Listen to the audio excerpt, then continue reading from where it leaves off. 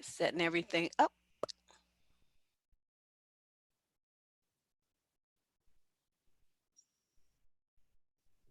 That's so cute. He's so supportive, though.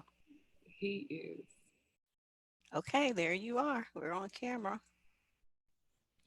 Okay, there's all my people in the chat room. Everybody's ready to go. Hey, everybody.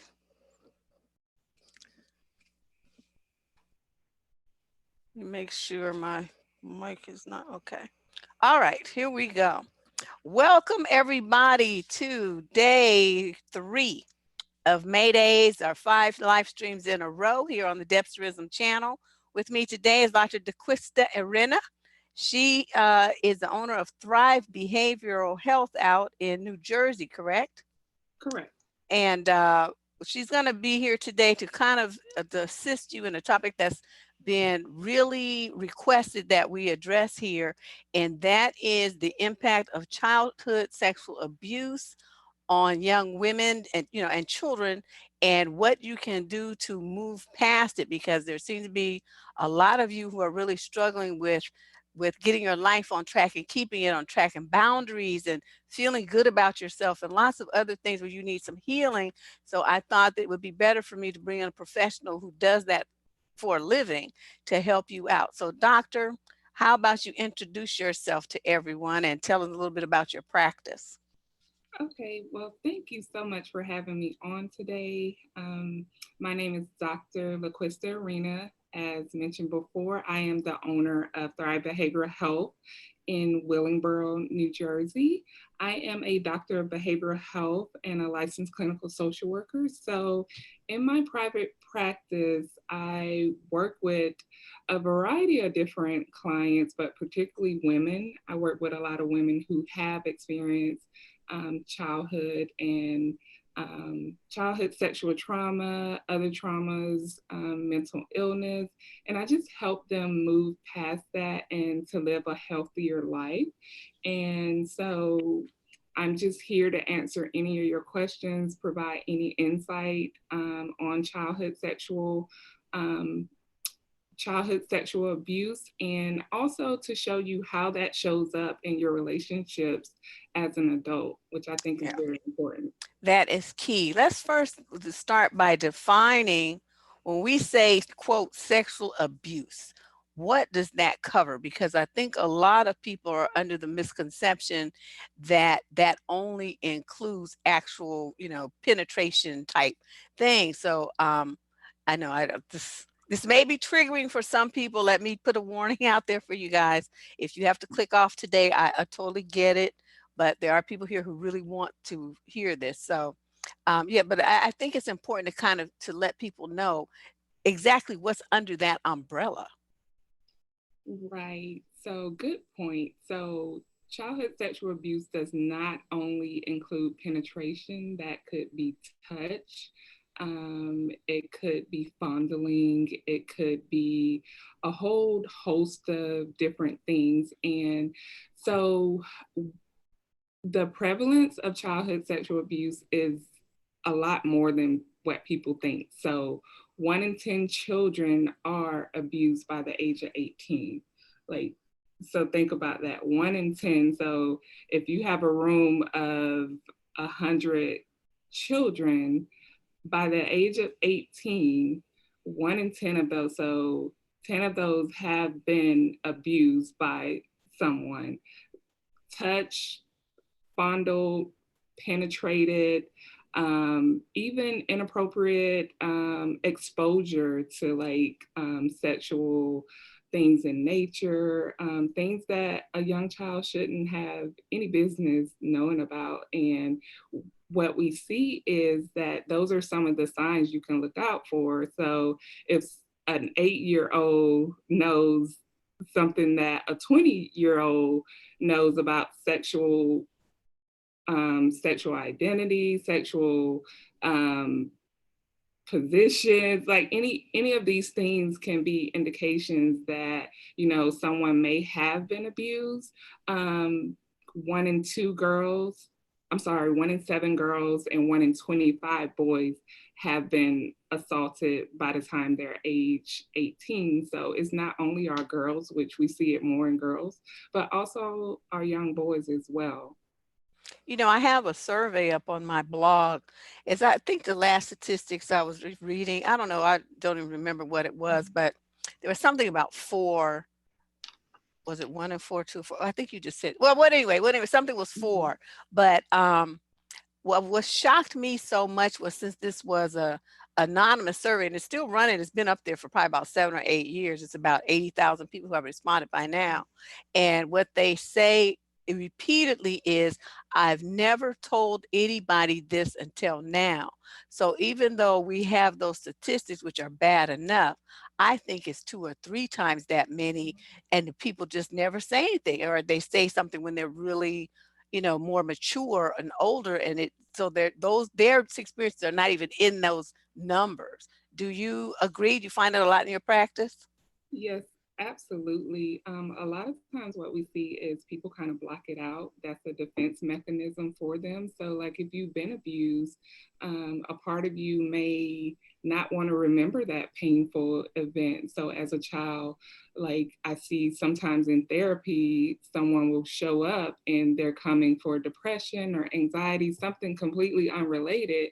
And we're doing the work, is what we call it. Like we're doing the talk therapy or EMDR or whatever the work is, and it just casually comes out, and you see this breakdown where this Oh, person just remembered, like, oh my gosh, like I was abused. And sometimes they don't know it was abuse at the time. So that goes back to the not just penetration is, can be considered abuse. And also, someone can be penetrated by different objects, not just like genitalia. So I think as we learn more about what is considered abuse, especially like in these times with Me Too, and just understanding what a boundary is. So it's hard for a child to recognize, okay, well, this is something that shouldn't have happened, especially, when someone tells you don't tell anybody, right. or if you tell anybody, I'm going to hurt your family, or you're going to be the cause of the family to break up. Because the statistic is 90% of children know their abuser, and a lot of time the abuser, they groom them, so they seek out certain children and they gain their trust, and they play that mind game with them to manipulate them. And again, some people don't even remember that they have been abused until later on in life. Can you explain to the listeners what sexual coercion is?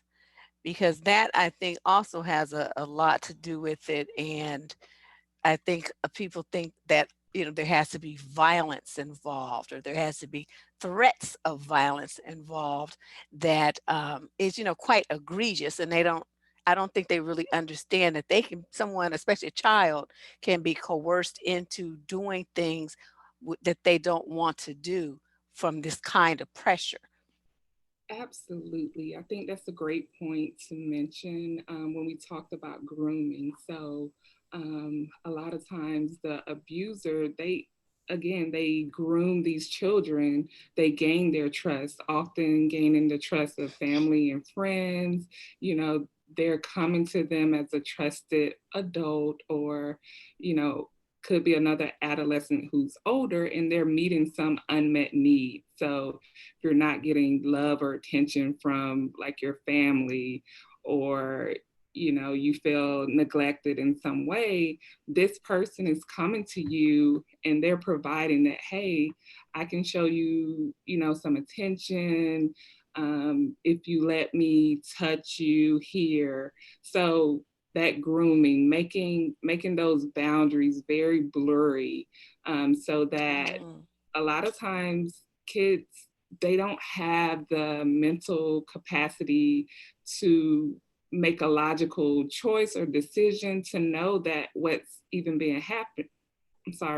happening to them. So one thing, like what we saw, like um in the R. Kelly case, you know, these young women, like you kind of groom them, like where they feel like they have a choice, like they're making a decision, but can you really, a young child or a young adult, like, can you really compete with a grown person who's able to manipulate you to kind of see those blind spots that you have? And before you know it, you're doing things that you kind of give in, like you're not sure, like they weren't violent, they were always nice to you. So you really don't know how to kind of process all of that. I think too, or rather I was wondering, this is something that crossed my mind. Um, when women struggle with boundaries with adult men, it's always been very curious to me. How in the world do you think a 9 or 10 or 12-year-old girl is going to have the wherewithal to know this kind of game when you succumb to it yourself with your 35-year-old behind? I just, that really drives me crazy. And you see a lot of that online. They'll label the little girls who have been victimized as being fast and wanting it and things like that. What's your take on that kind of behavior and that attitude? Yeah, and that goes back to what you said earlier about this abuse being underreported. Like, you see what happens when people come out and they say they've been abused. Like, they're not believed, they're accused of being fast or being hot, or they wanted it. Like, what child, like you said, what child wants a grown man um, to do these things to them? Like, that's just insane. And I think a lot of times people don't have any type of empathy towards, like, you know, the situation. Again, a young child, this is a grown man. Even if this child came onto a man, which I can't even imagine, but maybe they had some abuse before in the past and they're doing something that's inappropriate, sexually suggestive to a grown man. You're a grown man. Why? Right. Like, really? You can't you can't turn down a young child? Like, that's just insane to me. And I think we gotta have a little bit more empathy in society and stop victim blaming. I am in full agreement. And I want to let everybody in the chat know we'll be taking some questions from you in a little while. So moderators kind of keep an eye out for them. And I'll ask for them after I get finished talking to the doctor because we want to lay the foundation here. I remember this case back, and I think it was in the early 1990s. A father was getting prosecuted after, like, say, 20 years because his daughter was in therapy and she remembered having seen him rape and murder her little 8-year-old friend, when she was, like, 8 or 9 years old herself. And it said it came out during hypnosis. Have you seen anything like that in your professional journals? I mean, is there more than this one case? Yes. So I also, outside of being a therapist, I also volunteer with a program called CASA, which it's I'm a court-appointed special advocate for children in foster care. And so a lot of times in foster care, not all the time, but there are some cases of sexual abuse, sexual assault.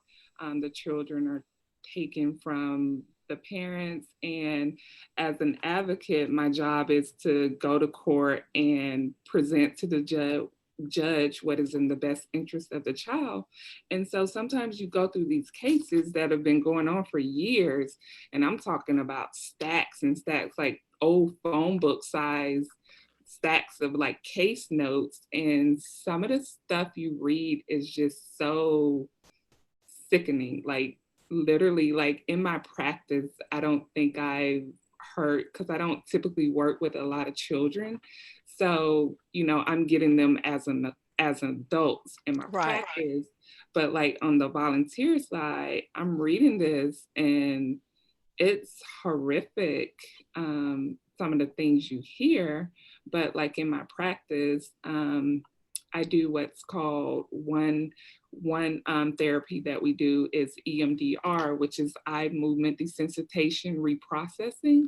It is an evidence-based type of therapy that is used for people with trauma, not only like the big traumas like PTSD, but also like smaller traumas, like everyday traumas. You living in America today, especially if you're a person of color, you walking around with some trauma. So EMDR might be helpful for you.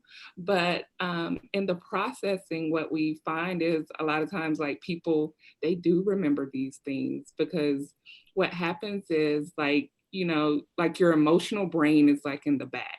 Like that's your automatic like fight, flight, or flight.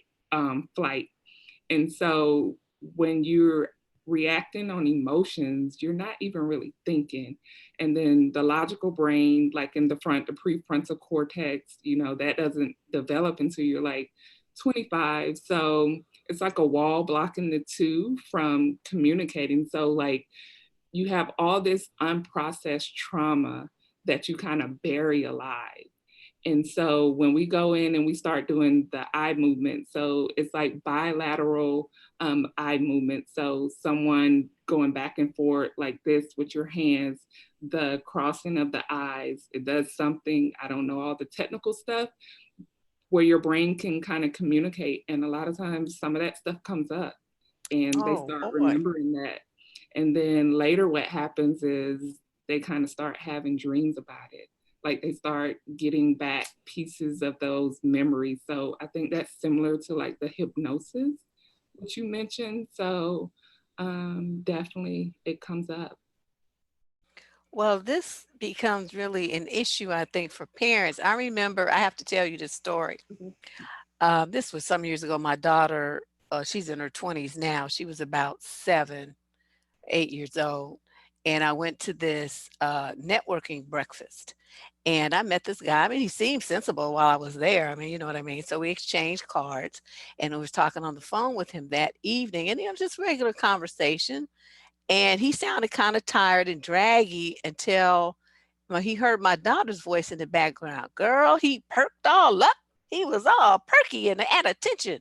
And I noticed it, you know, I'm very auditory. So I noticed it immediately, the change in tone. And so I'm like, hmm. And so then he's like, oh, you have a child? I said, yeah. And he's like, oh, is it a boy or a girl? I said, a girl. And something about the way he asked it, my hairs on my neck started, I just just started getting creepy feelings. And so then he's like, oh, well, how old? So now I'm like, I don't know, 8, you know, whatever. This now keep in mind, I had just met this man that morning, okay, at a business oriented breakfast. And he tells me, oh, if you ever want to go out and you don't have a sitter, you know, let me know and I'll watch her. Now, you know, I'm trying to show you the professional side of me, but I went straight hood rat on him and told him not to ever call me again. And when I went back to those breakfasts, I better not see him there because I was going to tell everybody what he did. I just really read him the riot act. But it kind of bothered me like how many women might not catch that. You know, they would think, oh, he loves kids. You know, he wants a relationship. You know, he wants us to be a family. And they'll start projecting all of this positive things into it, into someone who wanted unfettered access to my 8-year-old daughter. That's all he wanted. And that really bothered me. So, my next question to you, or that was the setup. Mhm. As a parent, what kinds of tips can you provide that women might look at or see to kind of get alerts, warnings that this might not be the best situation for your child to be vulnerable in? Are there certain signs and things that we can look for? Yes. And like you said, your spidey senses were going off. Like as women, like we have this intuition. We got to start listening to that inner voice that we have. Like someone is overly interested in your child, especially these days, it doesn't matter if it's a girl or a boy, but like if they're overly concerned, like this is, like you said, a business associate who you had just met and they're offering to babysit your child, that's a red flag. Um, Women, stop. letting your boyfriends, like people who aren't the fathers of your children, sometimes even if it is the father, stop leaving your kids with these people for long extended periods of time. But also you want to pay attention to your child. Is there a change in the behavior that the child is having? Are they doing bad in school? Are they wetting the bed at night? If they're drawing pictures that are concerning to you, because a lot of times, like kids, so they're play therapists. I'm not a registered play therapist, but we can learn a lot from children by how they play. They're acting out these scenes with like dolls, or they're drawing pictures of genitalia, or you like frightening scenes, or eating disorders is also a sign. If they're saying that something hurts down there, sometimes children don't have the language to say what really happened, but Right. they can show you. When your child comes to you and tells you something, don't brush it off, believe them. That's another reason why people don't tell, because they weren't believed when they do tell, especially young children, and they remember that. Like, I went to mommy or I went to daddy and they didn't believe me. And so those are some of the things you can look out for, but you really should know your child and just look for anything that is kind of out of the norm. Like, be present in your child's life, know what's going on, know what friends they hang around. Um, Again, listen to that gut feeling that you have, those spidey senses, and always pay attention. Look at the clothes, like they take off their dirty clothes. Like if you notice like unusual discharge in their underwear, or if they used to love going over so and so's house, but now they don't, or they're suddenly frightened. And I'm not saying these things like isolated means that the child is being abused, but these are signs you need to investigate, ask questions, and find out information. I got you. So those are just like red flags for people to pay attention to. Everybody, to reiterate, she's not saying any one of those things alone. It means that your child has been molested. What she's saying is that those are some things that you need to pay attention to and investigate as a parent. This is something that's your job to protect your child. So I know one of the readers, a couple of people sent me in questions, and she wanted to know how come when some mothers find out about a child being molested, immediate action isn't taken? Like in some households, the father may be molesting his daughter and the mother is aware. Or maybe a person with influence, a well respected in a church or community person, is the perpetrator. Are they worried more about the consequences the predators will face instead of protecting the safety and innocence of the child? What do you think? I know that was a long question. Well, you never can like really comment on someone's intention of why they did or didn't take action on anything, but it could be one of several reasons. So maybe the mother was also abused as a child and doesn't know, what a boundary is, or doesn't see anything wrong with certain behavior. Or maybe again, it's a survival tool or survival thing that the mom uses. So um, I'm going to lose my husband if I ask him questions, if he touched my daughter inappropriately, he's going to be upset for me, or he's going to beat me, or he's going to leave the family. How am I going to take care of the family? Like, people's motives or motivations, like, you kind of really don't know. That's an Um, excellent point. Okay. right. But also it could, just be that the person just, and I hate to say it, doesn't care. Like, some people truly do put their children out there. Like, some people shouldn't be parents, and I'm just gonna say it, like, have no business being parents, because um, they will ignore these things. Like they won't take action, or they may feel that they are to blame and they have this guilt. And to actually find out the truth means that they kind of failed in a certain way, like that they didn't pay attention to the signs if this was true. So I'm just going to ignore it. So like we have a tendency to kind of ignore things. Like a lot of people walk around and we ignore everything because we don't want to confront it, because we're so scared of, what the truth may hold. And that could be a reason as well. But yeah, you never can guess on some people's motivations. Wow. I know, something I noticed, and this is, amongst acquaintances and people that I've had contact with over the years that shared stories of abuse in their past. They seem to you have a blind spot. It's like they're either one or two ways.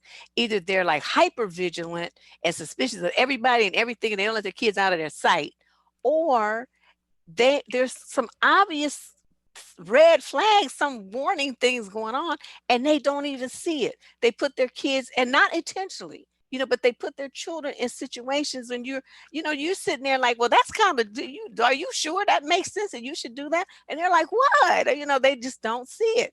And do you have any comment on that kind of thing? I mean, why don't they see it? What's the why? Why can't you see a grown man laying on the couch and a 5-year-old playing around, and he says, oh, come and lay on me? That's not normal. That's not your daughter. And she's 5 years old and she's playing, and it's midday and it's not nap time. And even if it is, she should be in her bed, not laying on you. And and the women don't even see that might be something that's inappropriate.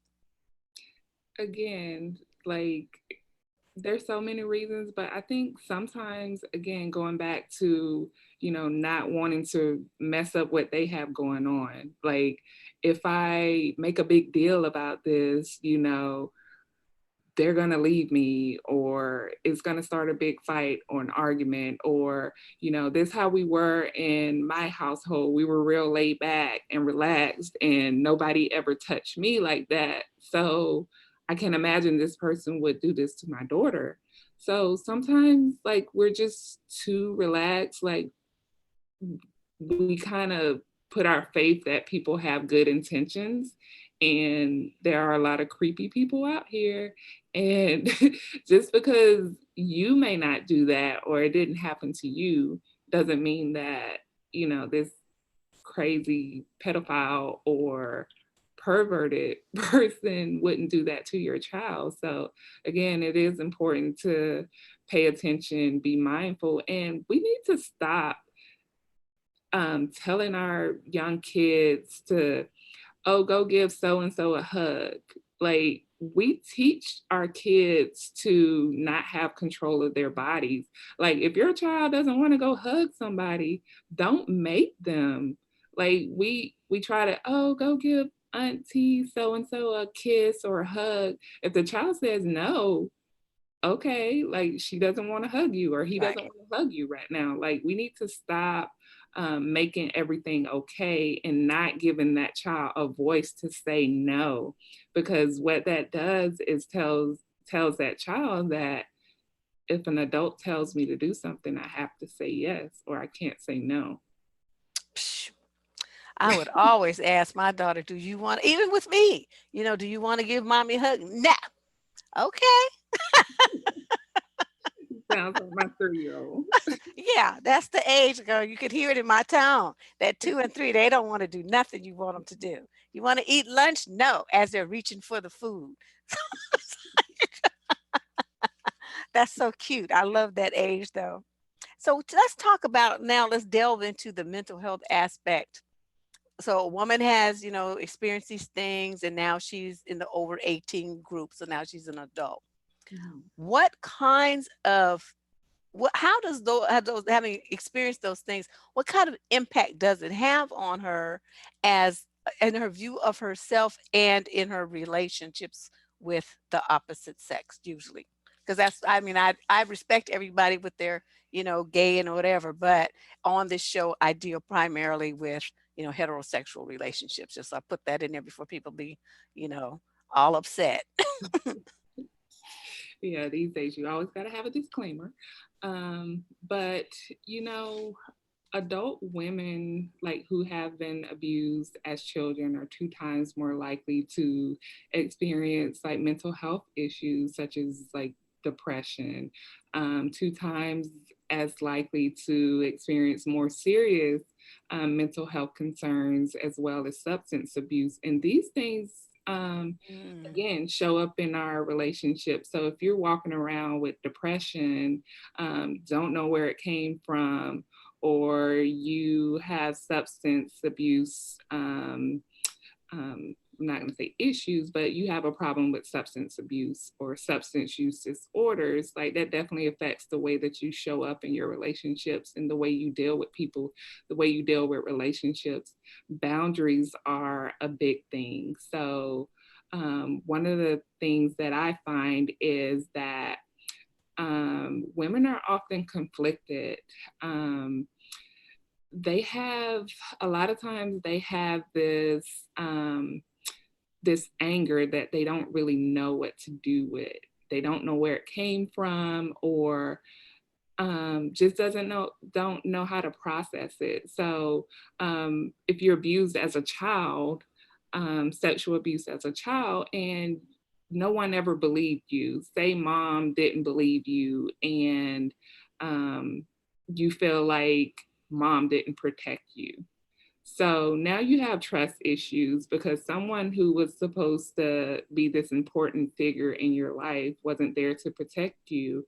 And you blame yourself, like, well, maybe I was a bad person. Maybe I deserved it. So it definitely affects the self esteem. And you oftentimes pick certain men, they know what to look for. So so again, that unmet need, again, like as a child, they groom these children, like they're meeting these unmet needs, like they see the vulnerability, they see the hurt. So same thing as a grown woman, like these Oh. men, they know, they Yeah, know. I believe you. I just we were talking. We had me reflect back on a woman that I used to live next door to.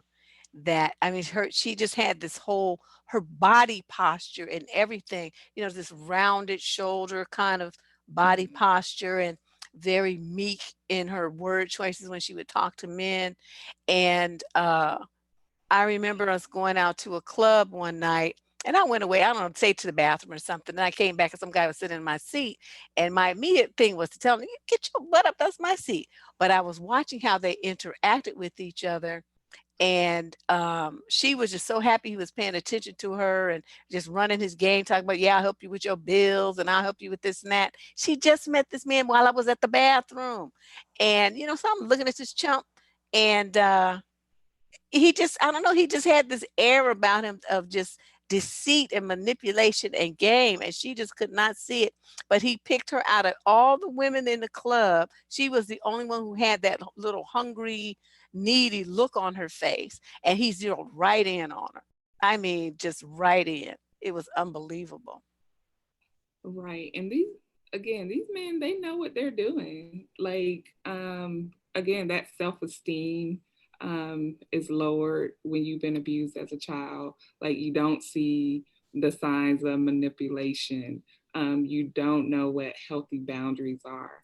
Um again, the like you can have not only physical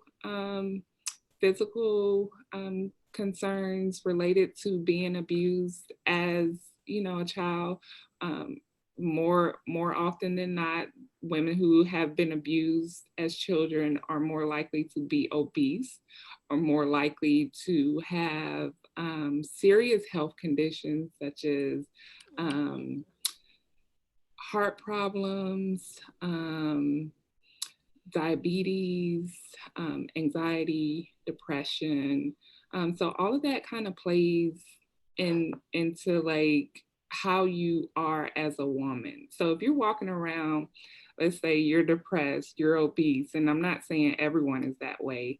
You have low self-esteem, you have all these health problems, and then this charming man comes up to you and he's gonna fulfill all these needs. Like he knows exactly what to say to get you in this relationship, because he's going to be that for you.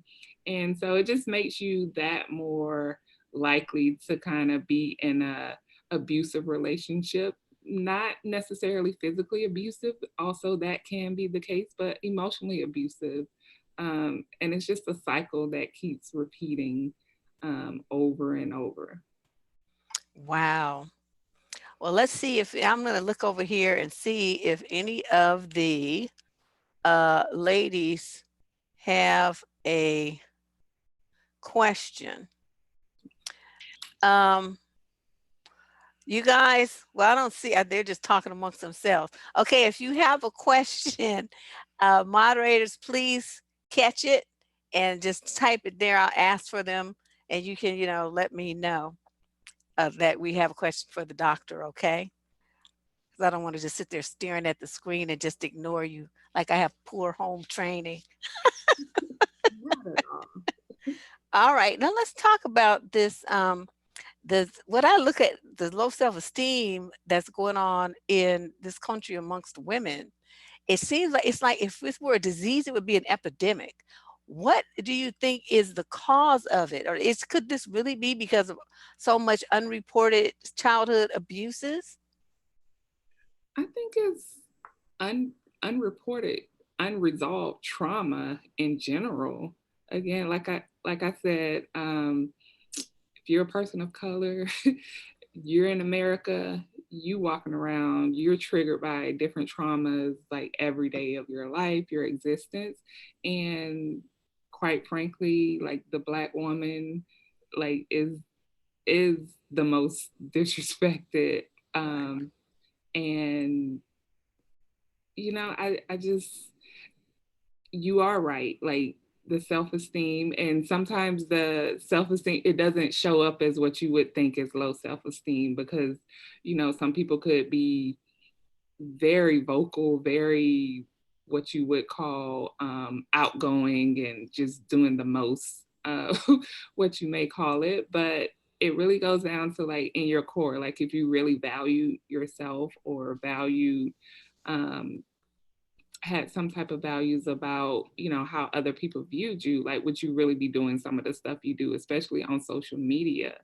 um, and I think a lot of our kids don't even understand the impact of some of the things they do and how that can have a lasting effect.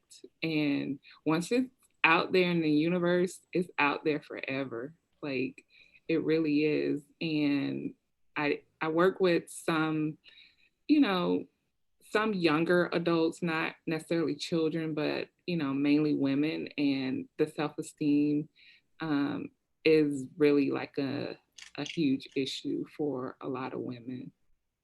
Someone in the chat wanted to know what how you deal with, say, a father who talks sexually explicitly to his daughter, just inappropriately. I mean, is there anything that that child can do? I'm curious, like for the child, what can the child do, or should the parent step in? Well, it's like, well, this is what she wrote. It's a father who talks sexually explicitly to his daughter, and then down below, someone says she knows someone's father's like that. He talks nasty about girlfriends, and just oversharing information of a sexual nature with his daughter. What can daughters do? I wonder how many people would actually have enough courage to say, I don't want to hear that, Dad, or that's not really appropriate, Dad. I mean, Yeah, I think kids, like especially teenagers, they're like, oh, I don't, like you said, I don't want to hear that. Like, oh, that's too much. But if they don't have the courage or don't feel comfortable saying it, or maybe they're a little bit too younger and maybe dad doesn't think the kid is paying attention, which we know kids, as young as they may be, they're paying attention to everything we do. An adult should step in. Maybe mom should be like, look, that's completely inappropriate. Do not talk like that around our child. Um, And that really kind of needs to, like, you shouldn't be talking that way out in public with anybody anyway. That's like your personal business. I know, since I look at people, people do things like that and they're talking about stuff they really shouldn't be talking about around or over kids, and you kind of have to wonder, is this like part of your grooming? I mean, what's really going on here? This makes me suspicious because why don't you talk about that with your male buddies? Why are you talking about that with your daughter? Yeah, I think we overshare too much. Again, like, we don't know what's appropriate, what's not appropriate. Everybody has to share everything now. Again, social media is like, what can I put out there to kind of get a reaction? That seems to be a lot of the culture. So um yeah, I think a lot of people just don't have like good boundaries of like what's appropriate and what's not. Like, you see all these, like, you have grown men in this Me Too age, like they do the most inappropriate things, like what you wouldn't. Who is doing this in the workplace? So you can imagine what they do at home Yeah. with their children. So I just, you just scratch your head sometimes. It's like, wow, you must have grew up in an alternate universe or something that you don't know that this is stupid. One of the chatters wants to know how you can oh, I lost it. Wait a minute. Oh, where did she put it? I think she retracted the question. Oh, she deleted the message. Okay, well, here's another one. How do you stop nightmares that you may be having as an adult as a result of abuse? okay. So if you're experiencing nightmares, I would highly suggest that you seek out a therapist, and you want to make sure you find someone who is trained and who has worked with people who has experienced abuse. And you want to go someone who has like who is trauma informed, has a trauma informed practice. So that means that, this therapist, they're very sensitive to your needs, to your boundaries. They're going to work collaboratively with you on helping you work through the trauma that you experience. Again, I think earlier I mentioned EMDR, so that may Hmm. be helpful for those who are having like the nightmares. Um, what's not helpful is, kind of being re-traumatized. So like, you don't want to go to like all these different people and you're having to retell your story or retell or rehash this out every single time in detail. So you do want to go to someone who is familiar with working with this population. And there are many different ways you can find a therapist in your area. Again, the internet is your best friend. So, Psychology Today has a great directory. Therapy for Black girls, like that's a directory for um, people of color, women of color, like where you can connect with like a Black therapist in your area if that is something that's important to you. Because what I find is a lot of clients seek therapists out who looks like them. Right. Especially for Black women, it's important that someone understands like some of the nuances of being like a woman of color. So you don't have to explain every little detail, Right. or like you said, like you can kind of actually have a conversation without having to explain every cultural thing, and you feel comfortable to kind of share, because that relationship with that therapist is very important. You want to make sure it's a good fit for you. That's like one of the most important relationships that you'll have. So definitely seek out a therapist. Maybe even consult with a psychiatrist if you're having any other serious symptoms. Psychiatrists can actually prescribe medications. And then also they can work with your therapist. So doing like the talk therapy or EMDR or any of these other therapies, they can kind of work together to make sure you're getting better. What do you think is at the root of the resistance in the Black community to seeking mental health assistance? There just seems, oh, you don't need that, just pray it away. Just, go to church, just, meditate, just do stuff. I mean, these people, obviously, if those things worked, they wouldn't be where they are. They wouldn't still have this problem. But I can never understand. It's like if you know you can't fix your car, the car's breaking down, you go to mechanic, right? You don't know anything about replacing the engine. So, I mean, there just seems to be this really deep-seated aversion to mental health counseling in the Black community. And since that's your profession, I was wondering if you had any clues as to why. Right. And I think stigma is probably like the biggest issue that we have. But we're seeing a change in that. Like more and more people of color are going to therapists now. With our Black men, we still kind of have a ways to go, but our brothers are reaching out for therapy, especially as more celebrities kind of come out, like Charlemagne the God, Taraji P. Henson. So all of these famous people are coming out, kind of normalizing it. And a lot of times I think, we thought it was out of reach for us. Therapy was for white people. They could afford it. That was out of reach. Like that was a luxury item. So therapy really should be treated like your physical health. So if you're going to the doctor, getting your checkups regularly, you should go to a therapist. Like no one can kind of manage all of the things that go on in life by themselves. Like you said, like you have to have a way to kind of process all of these things, to kind of talk it out with someone who's objective, who's not your friend. Like, yes, you should have like friends and families, but you want that outside person to kind of give you guidance and someone who's trained. Because if you have some serious mental health concerns, like outside of depression and anxiety, those are two of the most common mental health concerns that we see.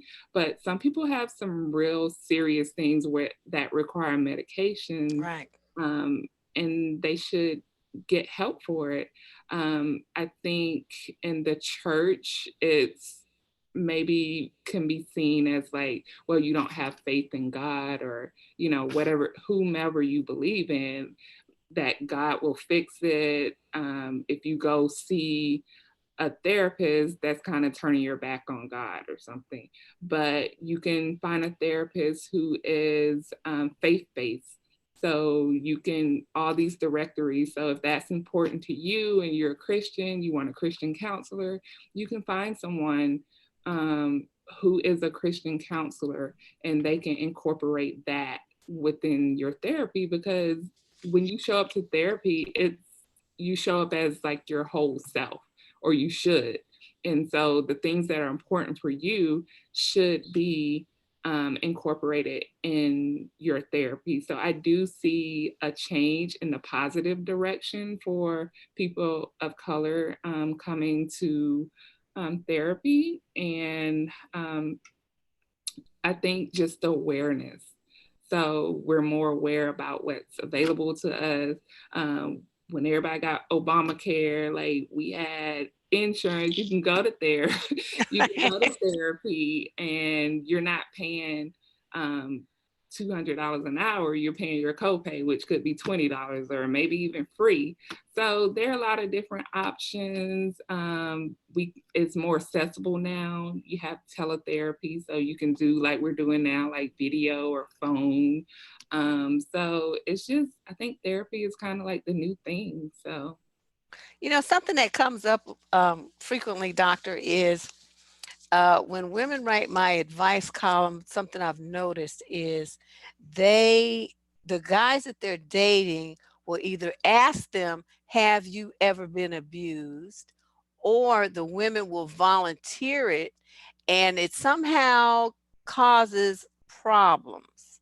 Each letter has been a little bit different, but from your professional perspective, is that something that is necessary to share with someone that you're just dating, or is that something that is a kind of a HIPAA thing that you should keep it to yourself? Well, I'm glad you mentioned HIPAA because that's very important with therapy, with therapists, but lay people, so like couples, they're not bound by HIPAA. Like to people who are in a relationship, maybe they have their own HIPAA requirements within that relationship. But I think it's important if the relationship is serious that you do kind of talk about these things, like to let a person know. You don't have to go into detail with them, but um if it's something serious, like it's kind of like a landmine. If you go into this relationship and you have all this unresolved trauma and you haven't dealt with it, and a lot of people, they don't disclose, and it's completely up to them when they're ready. Maybe they're not in a place where they're ready to kind of deal with that. But at some point, if the relationship is going to move forward and get more serious, I think that is something that needs to be discussed, and make sure that that person can be supportive of you in getting well and getting the help that you need. Yeah, that I think is where the problem comes in, because then, these women reveal this stuff and they make themselves vulnerable. And then something will happen, a few weeks or a month later, and the guy throws that in her face. He's like, yeah, you're this, and, you're so abused and this and that, blah, blah, blah. So she ends up getting doubly hurt. So, Right. of course, in an advice column, you don't hear from people who are having happy relationships.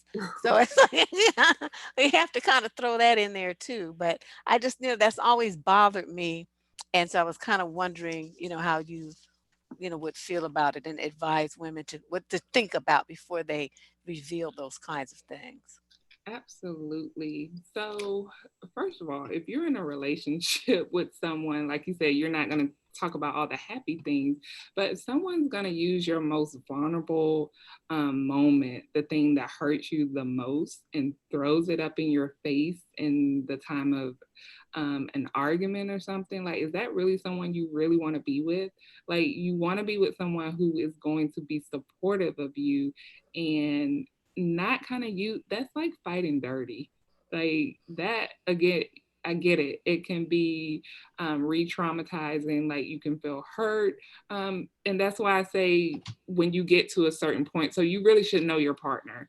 Like you don't need to be telling everybody your dirty laundry on day one. Make sure that this person has been supportive of you in other ways, and that you trust them, and that you kind of understand the way this person shows up for you. So you'll see signs of someone who, if they're going to throw, not necessarily the abuse, but if they'll throw something else up in your face, like to kick you when you're down, like you shouldn't be in a relationship with them anyway. Yeah. But you definitely don't want to be telling them all of this stuff, and you need to be thinking of an exit strategy to get out of that relationship.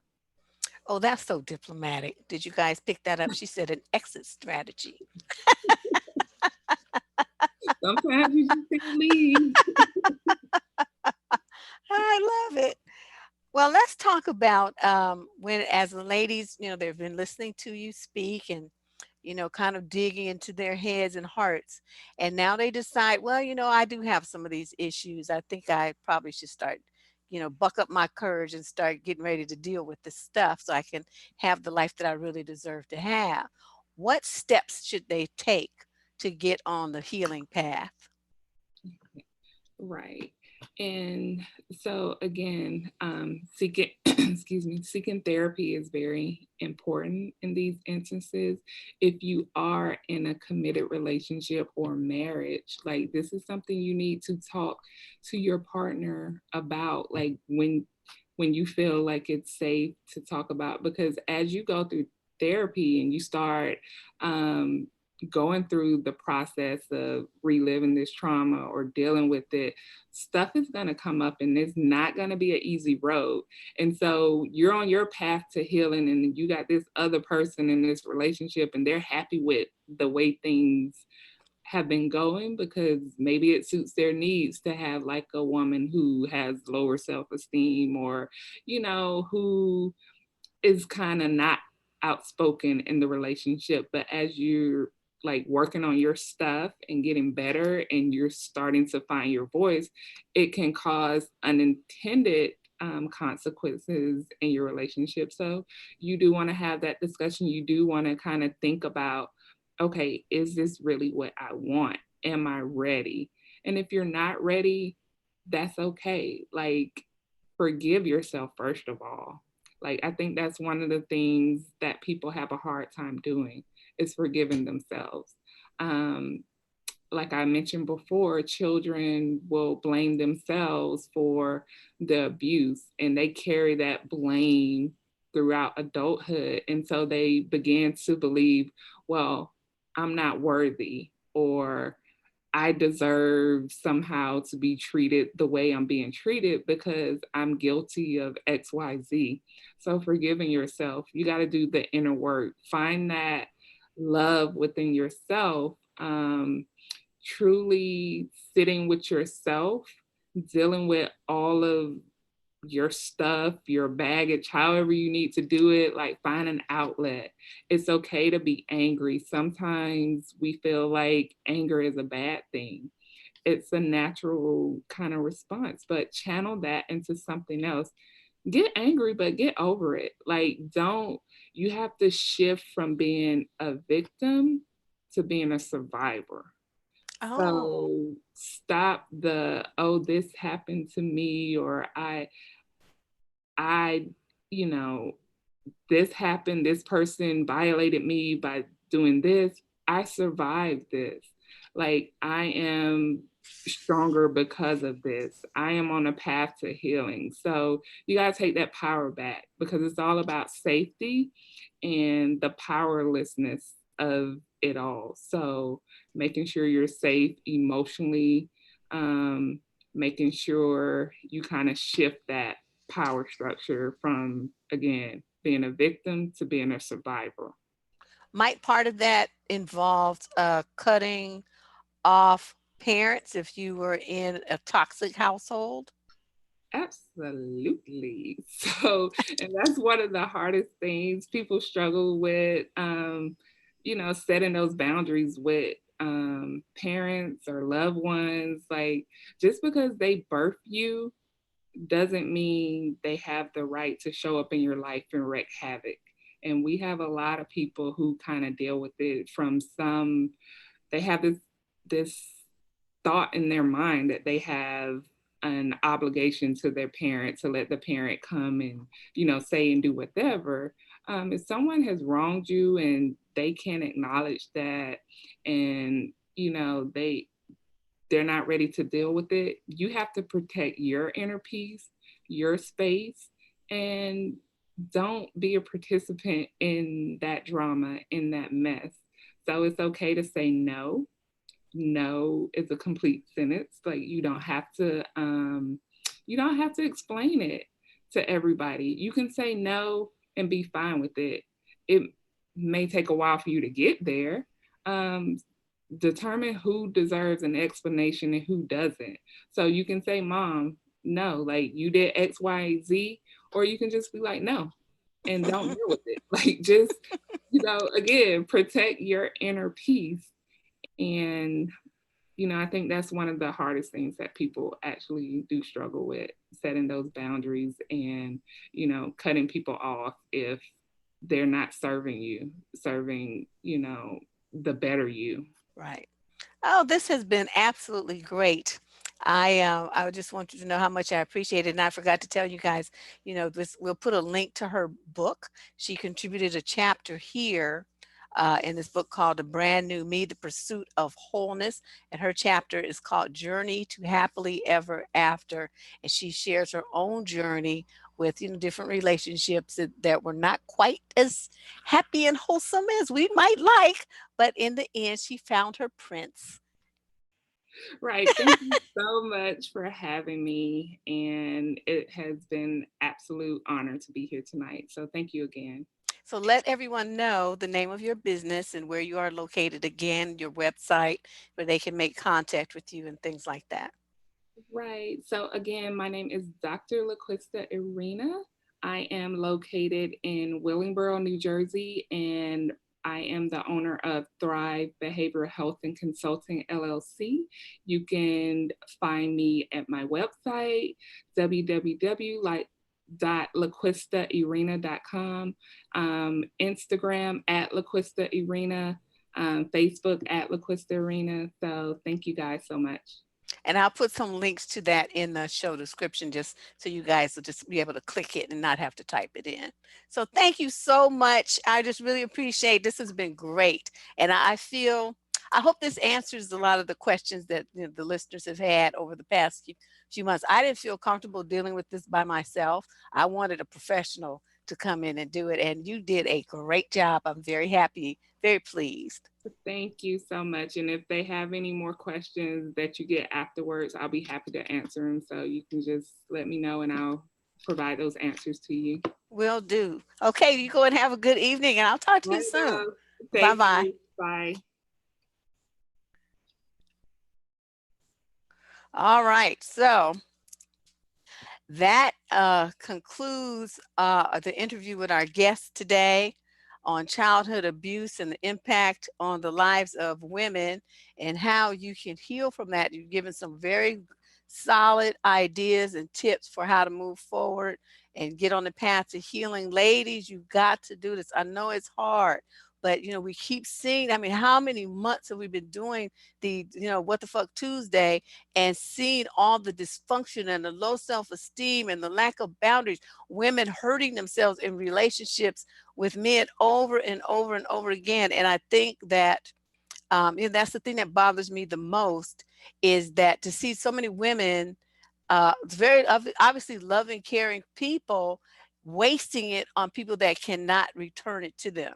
It's a very one-sided relationship, and you're ended up depleted, you're drained, you're exhausted, you end up depressed, confused, and brokenhearted in a relationship where you're not taking the best care of yourself the way that you should be. And a lot of it begins in your childhood. Even if it's not abuse like we talked about tonight, there may be parental neglect. Perhaps your parents were on drugs or they were alcoholics. There's a lot of reason why children, especially daughters, grow up in situations where they're not getting their emotional, mental, and physical needs met. And I want you guys to really look at yourselves. I know this is hard. I get it. I do. And that's why I said, a lot of this might be triggering for you. You might have to watch this in bits and pieces if you even watch it at all, but I hope that you do. And that you guys can take out of here what you can and share with your friends, and get them on the path to healing too. You cannot live your best life if you in a situation where you are struggling, just struggling just to get by, just to understand what's going on. But I will see you guys tomorrow. We got two more live streams. Even though it's called May Dayz, we had to go one day into June because I forgot about the holiday and I couldn't get any guests on the holiday. So, I had to flip from Monday to Saturday. But we got two really great shows coming up. Oh, where's my calendar? Here we go.